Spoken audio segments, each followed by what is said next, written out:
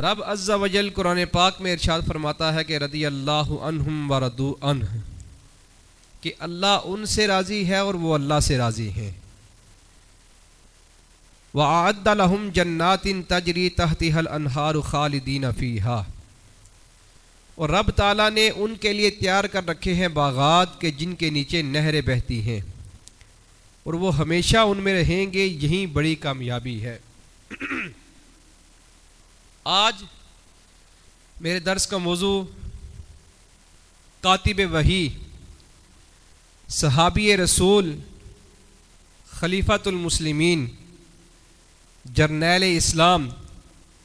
فاتح عرب و عجم،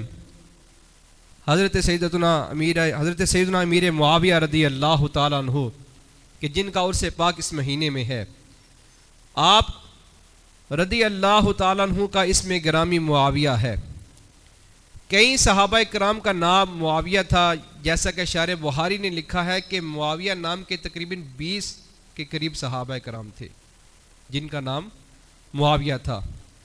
آپ رضی اللہ تعالیٰ عنہ کا جو سلسلہ نسب ہے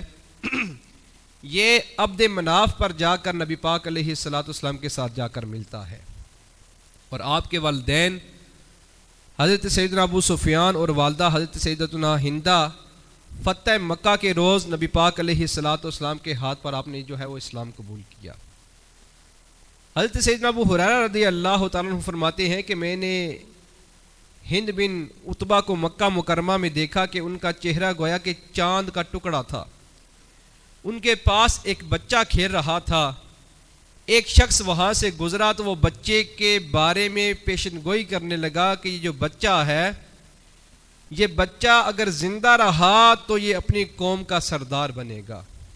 یہ بچہ اگر زندہ رہا تو یہ کیا کرے گا، یہ اپنی قوم کا سردار بنے گا۔ تو وہ بچہ کوئی اور نہ تھا، وہ بچہ سیدنا امیر معاویہ رضی اللہ تعالیٰ عنہ کی ذات تھی۔ حضرت سیدنا امیر معاویہ رضی اللہ تعالیٰ عنہ کا شمار عرب کے ان لوگوں میں ہوتا ہے کہ جو پڑھنا لکھنا جانتے تھے اور صلاحیت اور قابلیت میں اپنا ایک مقام رکھتے تھے۔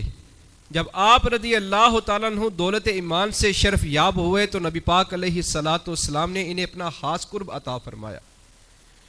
اور فتح مکہ کے بعد آپ رضی اللہ تعالیٰ عنہ نبی پاک علیہ الصلوۃ والسلام کے ساتھ رہے، اور تمام غزوات میں نبی پاک علیہ الصلوۃ والسلام کی قیادت میں اپنے جہاد فی سبیل اللہ کیا۔ اور آپ رضی اللہ تعالیٰ عنہ کاتب وحی ہیں، یعنی زبان مصطفیٰ صلی اللہ تعالیٰ علیہ وآلہ وسلم سے ادا ہونے والے آیات کو آپ نے اپنے ہاتھوں سے لکھا ہے۔ آپ کو